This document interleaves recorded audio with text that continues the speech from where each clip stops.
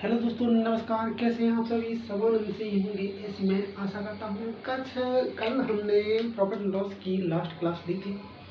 उस क्लास में हमने कुछ इन प्रश्नों के बारे में जाना था और एक हमारा लास्ट वाला क्वेश्चन यहाँ पर 173 173 प्रश्न थोड़ा यहाँ त्रुटिपूर्ण हो गया था। उसको आज हम सुधार करते हैं। तो यहाँ पर हमें कुछ नया नहीं जानना था, कुछ भी प्रश्न में गलती नहीं थी, थोड़ा सा ध्यान देने की ज़रूरत थी, जो कि हमने थोड़ी सी यहाँ पे त्रुटि की थी। ठीक है ना, इसको हम सुधार कर लेते हैं। ठीक है भाई, ओके। तो यहाँ पर आप देखेंगे कि प्रश्न में हमसे क्या बोल रहा था और हमें थोड़ा क्या करना था, इसको हम देख लेते हैं। ठीक है भाई, ओके। तो यहाँ पर आप देखेंगे हमसे प्रश्न में क्या कह रहा था कि ए तथा बी एक वस्तु को समान मूल्य पर खरीदता है। ठीक है भाई, इन लोगों ने क्या किया है, समान मूल्य पर वस्तु को खरीदा है। ठीक है भाई, ओके।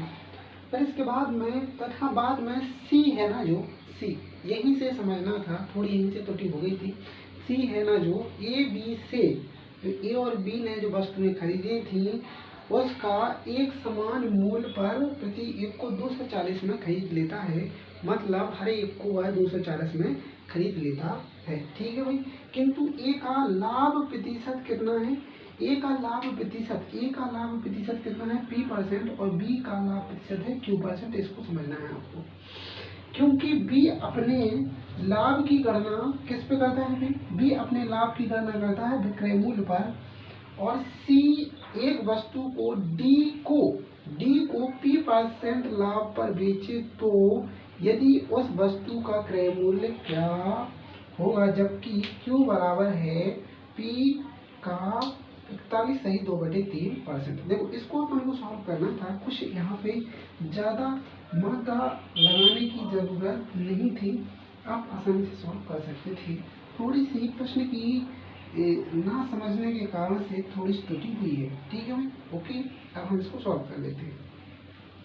देखो, हमें क्या करना था, पहली कंडीशन हमें ये करनी थी कि हम बात करते हैं जब किसकी भाई, कॉस्ट प्राइस की, और फिर सेकेंड कंडीशन में सेलिंग प्राइस की। तो अगर हम ए और यहाँ पे बी है, अगर इन दोनों की मैंने कॉस्ट प्राइस एक्स मान ली है, इन दोनों की कॉस्ट प्राइस मैंने एक्स मान ली है। मैंने दोनों की कॉस्ट प्राइस एक्स क्यों मानी है? क्योंकि यहाँ पर लिखा है कि ए तथा बी एक वस्तु को समान मूल्य पर खरीदते हैं। जब समान पे खरीदा है तो दोनों को एक्स मानने में, या कोई भी यूनिट समान ही है तो हम बराबर मान सकते हैं। जरूरी नहीं कि एक्स वाई माने। एक्स वाई मानने से क्या होगा कि वो भिन्न हो जाएंगे, लेकिन एक्स एक्स मानने से क्या पता चल रहा है कि उनकी कॉस्ट प्राइस कैसी है, समान है, ये हमें पता चला। ठीक है भाई, ओके। फिर क्या बोला है, तथा बाद में सी ए तथा बी की वस्तुएं एक समान मूल्य पर प्रति एक को 240 में खरीदता है। मतलब इसको 240 रुपये दिए उसने और इसको 240 रुपये दिए, दोनों को 240 रुपये उसने दे दिए। किसने? सी ने ए और बी को 240 रुपये दे दिए। ठीक ना भाई, यहाँ तक हमारे ओके। फिर इसके बाद में बोला क्या गया है, किंतु ए का लाभ प्रतिशत, बी का लाभ प्रतिशत, मतलब ए का लाभ P% है। जो ए का लाभ है ना P% है, तथा बी का लाभ Q% है। यहाँ से आपको थोड़ा सा सॉल्व करना था। ए का लाभ कितना है भाई? P%। लेकिन अब हम प्रॉफिट कैसे निकालते हैं? प्रॉफिट निकालते हैं कि कॉस्ट प्राइस उसमें होनी चाहिए और प्रॉफिट होना चाहिए, तब हम प्रॉफिट परसेंट तक पहुंच पाते हैं। तो यहाँ पर हम अब जब प्रॉफिट निकालेंगे तो हमारे पास कॉस्ट प्राइस क्या है? कॉस्ट प्राइस हमें ए की कॉस्ट प्राइस कितनी है? ए की कॉस्ट प्राइस है एक्स, और इसका हमें क्या निकालना है? प्रॉफिट निकालना है। अगर तो प्रॉफिट कितना हो जाएगा? यहाँ पे कितना लिखा है? P% बोले तो P/100। ठीक है ना भाई।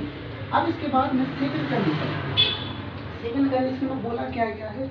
बोला ये गया है सेकंड कंडीशन में हमसे बोला ये गया है कि जो बी है वो क्या करता है? बी का लाभ परसेंट कितना है? Q%। बी का लाभ है Q%। लेकिन कंडीशन ये दी गई थी कि बी अपने लाभ की गणना किस पे करता है? सेलिंग प्राइस, विक्रय मूल्य पर करता है। तो उसकी सेलिंग प्राइस कितनी है? 240।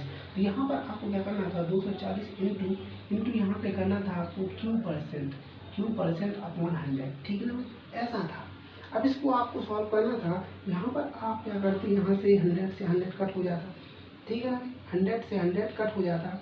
अब इसको यहाँ तक ब्रांच देने के बाद फिर यहाँ पर जो लास्ट कंडीशन लिखी थी, क्या लिखी थी, Q बराबर P का 41 सही 2/3%। यहाँ पर दिया गया था हमें Q बराबर P का 41 सही 2/3%, ठीक है ना, 41 सही 2/3%। 41 सही 2/3% का मतलब क्या होता है, 41 सही 2/3% का मतलब होता है, क्या होता है अभी, 5/12। कितना होता है अभी, 5/12, ठीक है ना। बस यहाँ पे जो कंडीशन आ गई है आपकी, यहाँ पे जो कंडीशन आ गई है, यहाँ पर जो कंडीशन आ गई है वो किसकी आ गई, क्यू की आ गई। किसकी आ गई भाई, क्यू की। यहाँ पे जो कंडीशन आ गई है उसको आपको यहाँ पे फिल कर देना है क्यू की जगह। क्यू का मान कितना है, P × 5/5/12। तो यहाँ पर कुछ नहीं करना था, क्या नहीं करना था, आप थोड़ा सा काम करके यहाँ पर आपने क्यू को क्या कर दिया, रफ कर दिया, ठीक है ना भाई। क्यू को आपने रफ कर दिया, यहाँ पे 1 लिख के मल्टीप्लाई करके आप P × 5/12 लिख सकते हैं, ठीक है ना भाई। 12 से यहाँ पे कट किया, 12 × 12 और यहाँ पे 12 दूनी 24 मतलब 20 बच गया, ठीक है ना भाई। अब यहाँ पर आप देखेंगे कि P यहाँ पे भी गुणा में है, यहाँ पे भी गुणा है, तो खत्म हो जाएगा, ठीक है ना, खत्म हो जाएगा। अब यहाँ पर कितना हो रहा है, 20 × 25 100। एक्स की वैल्यू कितनी आ रही है, एक्स की वैल्यू आपकी आ रही है 100। कितनी आ रही है भाई, एक्स की वैल्यू आ रही है 100। तो अब यहाँ पर हमें पता ये चल गया है कि दोनों के क्रय मूल्य ए तथा बी के क्रय मूल्य कितने हैं भाई, 100। जो आपने यहाँ पे एक्स माना था उसकी वैल्यू आपने यहाँ पर क्या निकाली है, 100। कितनी निकाली हुई आपने, यहाँ पर एक्स की वैल्यू आपने निकाली है 100 मतलब 100। दोनों की वैल्यू हमें पता चली। अब यहाँ पर पहली कंडीशन में आप देखें कि पहली कंडीशन का हम प्रॉफिट निकालें, यहाँ पर प्रॉफिट कितने का हो रहा है, प्रॉफिट हो रहा है हमें 140 का। कितने का हो रहा है, 140 का। लेकिन यहाँ पर आप प्रॉफिट निकालेंगे, यहाँ पर प्रॉफिट निकालेंगे तो इसका भी प्रॉफिट 140 निकल रहा है। लेकिन लेकिन लेकिन लेकिन अब हमें आगे बढ़ना है, यहाँ तक आ गए हम, अब हमें यहाँ से आगे बढ़ना है, ठीक है ना। हमने ये चीज़ यहाँ से निकाल दी है। अब यहाँ पर आप समझिए, यहाँ तक आ गए हैं। अब जो आपको समझना है वो थोड़ा ध्यान दें, ठीक है ना। हमने क्या कर लिया, दोनों के कॉस्ट पहले निकाल लिया, प्रॉफिट निकाल लिया। अब कहाँ तक आ गए हम, इसका P% निकाल लिया, किसका भाई, ए का P% निकाल लिया, बी का Q% निकाल लिया, क्योंकि बी अपने लाभ की गणना विक्रय मूल्य करता है। यहाँ तक आ गए। यदि सी एक वस्तु को डी को P% लाभ पर बेच देता है, तो यहाँ पर P% है, यहाँ पर भी P% है, दोनों कंडीशन समान है। तो यहाँ पर अब आएगी कंडीशन किसकी भाई, सी की। किसकी कंडीशन आएगी, अब आएगी कंडीशन सी की। किसकी आएगी भाई, सी की। तो सी ने खरीदा कितने में है, 240 में खरीदा है। दोनों से कितने में खरीदा है, दोनों से 240 में खरीदा है। तो 240 की क्या हो जाएगी, कॉस्ट प्राइस हो जाएगी, ठीक है ना भाई। अब यहाँ पर क्या कह रहा है, P% लाभ पर बेच देता है। तो P का मतलब हमने क्या निकाला था, P का मतलब निकाला था हमने 140 रुपये। यहाँ पर निकाला ना हमने P का मतलब, ये यहाँ पर प्रॉफिट हुआ है। P का मतलब कितना निकाला है, 140, क्योंकि यहाँ पर A को P% लाभ होता है। कितना होता है, P%। तो P% का मतलब कितना हो रहा था, P% का मतलब वो यहाँ पे हो रहा था कितना भी, 140 रुपये निकल रहा था। कितना है इसका, 140। तो इसका P% कितना हो गया, 140। अब यहाँ पर इसकी सेलिंग प्राइस, अगर आप इसकी सेलिंग प्राइस निकाली है, इसकी सेलिंग प्राइस निकाली है, तो क्या हो जाएगी, कॉस्ट प्राइस प्लस प्रॉफिट हो जाएगा, ठीक है ना। तो कॉस्ट प्राइस कितनी है, कॉस्ट प्राइस 240 प्लस अब प्रॉफिट निकालना है। प्रॉफिट किस पे निकालोगे आप, प्रॉफिट निकालोगे कॉस्ट प्राइस पर। तो यहाँ पर 240 यहाँ पर प्रॉफिट निकालना है। प्रॉफिट कितने का हो रहा है, 140 का इंटू 100 अपॉन 240, ये हमारा, ठीक है ना। यहाँ पे आपने क्या किया, इससे कट कर दिया, इससे कट कर दिया, ठीक है ना भाई, ओके ओके।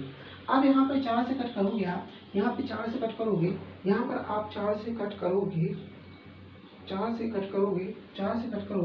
यहाँ पर हमें परसेंटेज में थोड़ी ना वैल्यू निकालनी थी, हमें यहाँ परसेंटेज में वैल्यू थोड़ी ना निकालनी थी। यहाँ पर हमें परसेंटेज में वैल्यू नहीं निकालनी है, यहाँ पर थोड़ा सा मिस्टेक कर लिया। यहाँ पर परसेंटेज में वैल्यू थोड़ी निकाली है। P% का मतलब यहाँ पर थोड़ा सा क्या करना था, 240 इंटू 140 अपॉन 100 ऐसे सॉल्व करना था। इसके 2 जीरो से 2 जीरो यहाँ पे कट हो जाए, ठीक है ना भाई, 2 जीरो से 2 जीरो यहाँ पे कट हो जाएगी। यहाँ पर कितना था, 240 प्लस, अब इसका मल्टीप्लाई करेंगे तो 300 36 कितना आ जाएगा भाई 336 यहाँ पर इसका आ जाएगा, और दोनों को ऐड किया तो 576 कितना आ जाएगा 576। तो जो ये आपकी ये सेलिंग प्राइस है, जो आपकी सेलिंग प्राइस है वो कितनी हो जाएगी 576, और यही आपका आंसर है। यहाँ पर ऑप्शन नंबर सी यहाँ पे सही हो जाएगा, ठीक है ना, ऑप्शन नंबर सी हो जाएगा। और यहाँ पर जो बोला गया था उस वस्तु का क्रय मूल्य क्या है, उस वस्तु किसके लिए क्रय मूल्य, डी के लिए, डी का क्रय मूल्य कितना होगा 576 होगा, यही आपका आंसर था। ऐसे इसको सॉल्व करना था। ये भाषा वाले प्रश्न होते हैं, थोड़ा लिखते समय यहाँ पर त्रुटि हो गई थी, उसको भी हमने सुधार कर लिया था, और थोड़ा थोड़ा हमें यहाँ पर हर एक पंक्तियों को लेकर थोड़ा सा समझना था, ठीक है। ज़्यादा इसमें कुछ नहीं था, थोड़ा सा ध्यान देने की आवश्यकता थी, ध्यान दिया तो हर एक सवाल आप पे बन जाएगा, ठीक है ना। तो इस तरीके से सवाल को समझना था, ज़्यादा इस पर दिमाग लगाने की आवश्यकता नहीं थी। तो यहाँ तक आज हमने पूरा प्रॉफिट एंड लॉस पूरी तरह से यहाँ पर कंप्लीट कर लिया है। हर एक कॉन्सेप्ट को मैंने हर एक तरीके से कराया है, जिसमें एक बेसिक भी रहा है, इसमें एक मीडियम लेवल भी रहा है, उसके साथ साथ ऐसे भी कोई मतलब तरीके रहे हैं जिनमें आपको पेन उठाने की भी आवश्यकता नहीं थी, आप विदाउट पेन भी अपने प्रश्न को सॉल्व कर सकते थे। इस तरीके से भी मैंने आपको प्रश्न को सॉल्व कराया है। और अब आगे अगली क्लास में मैं आपको सारे ही प्रॉफिट एंड लॉस के कॉन्सेप्ट इसमें लिखा दूंगा, व्यवस्थित तरीके से प्रॉफिट लॉस के यहाँ पे कॉन्सेप्ट लिखाए जाएंगे। फिर इसके बाद में हम अपना चैप्टर करेंगे शुरुआत, अनुपात रेशो चैप्टर हम शुरुआत करेंगे, जिसमें आपको इस तरह ही परफॉर्म करना है और जुड़े रहना है। हर एक चैप्टर में जैसे मेहनत की है उसमें भी हमें मेहनत करनी है, हर एक कॉन्सेप्ट को बहुत ही बेहतर तरीके से नोट करना है, जिस तरीके से आप करते आए हैं। तो मेरी आपसे यही आशा है कि आप इस निरंतरता से जुड़े रहें और हर एक कॉन्सेप्ट को यहाँ पर क्या करते हैं, प्रैक्टिस करते हैं, रिवाइज करते हैं, जो कि बहुत ही ज़रूरी है। तो हम आज अपनी क्लास को यहीं पे विराम देते हैं। कल मैं आप सभी को एक अच्छे और व्यवस्थित कॉन्सेप्ट के साथ मिलने वाला हूँ। तो आज के लिए इतना ही, धन्यवाद। जय श्री राधे कृष्ण।